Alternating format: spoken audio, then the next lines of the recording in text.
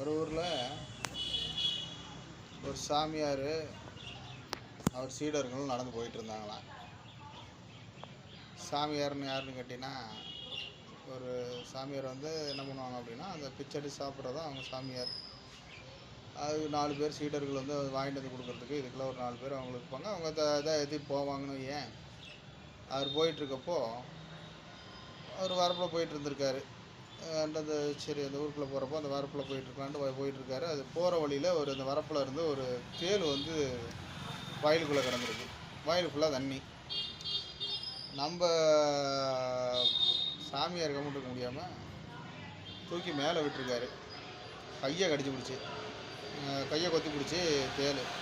அவங்க சீடர் கேட்டிருக்காரு, சாமி அதான் கொத்துதே ஏன் எடுத்து போகிறீங்க? கொத்துறது அதோட சுபாவம், காப்பாற்றுறது என்னோட சுபாவம்னு சொல்லியிருக்காரு. சரி அப்படின்ட்டு ஒரு ஆள் மறுபடியும் தூக்கி விட்டுருக்காரு. மறுபடியும் இன்னொரு சீடர் கேட்டிருக்கான். அந்த மாதிரி 4 சீடர் கேட்டிருக்காங்க. 4 சீடர் சொல்லியிருக்கேன். அப்புறம் என்ன பண்ணா, அப்படியே உட்காந்து எடுத்து போட்டுட்ருக்கோம். மறுபடியும் அந்த கீழே விழுந்ததையும் அந்த வயலுக்கு சொந்தக்காரர் இருக்கார்ல, அவர் வந்திருக்காரு. என்னங்க பண்ணுறீங்க அப்படின்னு. என் வயலில் என்னங்க பண்ணுறது? இல்லைங்க, இந்த ஒரு தேள் கிடக்குது, சாமி எடுத்து போடுறான்னு சொல்லி அவங்க சீடர் சொல்ல, சரின்னு சொல்லிட்டு மறுபடியும் அவர் கையை விட்டு எடுத்து போட மறுபடியும் கடிச்சிருச்சு. கடிச்சதுக்கப்புறம் என்ன பண்ணியிருக்குன்னா, அவர் எடுத்து இது பண்ணதுனால மறுபடியும் கடிச்சிட்டு கீழே விழுந்துருக்குது. அவர்கிட்ட கேட்டிருக்காரு, அதை கடிக்குதே விட்டுருங்க, அது ஏங்க தொந்தரவு பண்ணுறீங்க, விட்டுங்கன்னு சொல்லியிருக்காரு. சாமியார் கேட்கல, மறுபடியும் தூக்கி விட்டுருக்காரு. போட்டார் ஒரு அடி போட்டனே இல்லை சாமியாருக்கு. சாமியார் அந்த வரப்பில் தண்ணியில் விழுந்து எந்திரிச்சாராம்மா. இவங்க 4 பேர் சீடர்களை எந்திரிச்சு, என்னங்க நீங்கள் சாமியே அடிச்சிட்டிங்கண்ணா? இல்லை சாமி அடிக்கலைங்க, இந்த சாமியார்கிட்டருந்து சாமியார் பயங்கரமாக இவ்வளோ நீங்கள் 4 பேர் சொல்லி தொந்தரவு பண்ணியிருக்கீங்க, அவர் கேட்கல. இப்போ இந்த இவர்கிட்டருந்து இந்த தேலை காப்பாற்றணும், அதனால் இவர்கிட்ட ஒன்று போட்டால் தான் அந்த இதுக்கு புடனையில் போட்டால் தான் அதுக்கான விடிவு கிடைக்கும். அந்த தேள் பாட்டுக்கு அது கொஞ்ச நேரம் கம்ப்யூட்டர்ன்ட்டு போயிடும். இவர் போட்டு அதை தொந்தரவு பண்ணி 4 ட்ரிப்பு இவரை கடிச்சிருக்கு.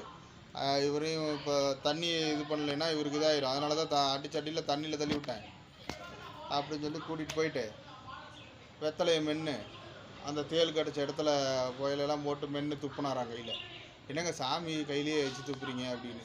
சாமி பிழைக்கணுன்னா வச்சு துப்பி தான் ஆகணும், அதுக்கு வேறு வழி கிடையாதுன்னு சொல்லி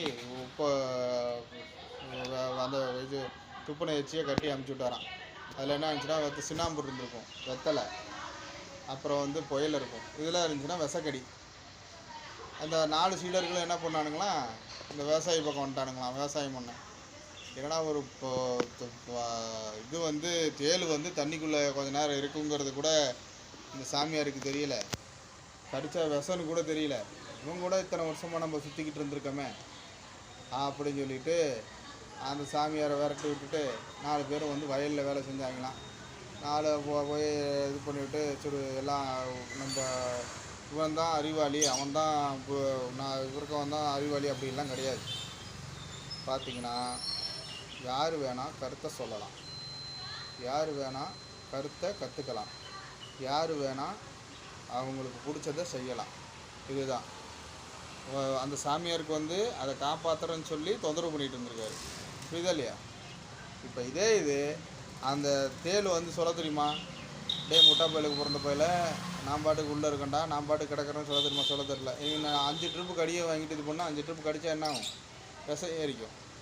அது பண்ணுது. அந்த ஒன்றுமே தெரியாத அந்த வயலுக்கு இருக்கிற வேலை செய்கிற ஆள் அவ்வளோ புத்தியாக வந்து இது பண்ணியிருக்காரு. புரியுதா? இதுதான் வாழ்க்கை, இதுதான் நடைமுறை. சாமியார் சொல்கிறான்னு கேட்கவும் கூடாது, சுய புத்தியாக இருக்கணும்.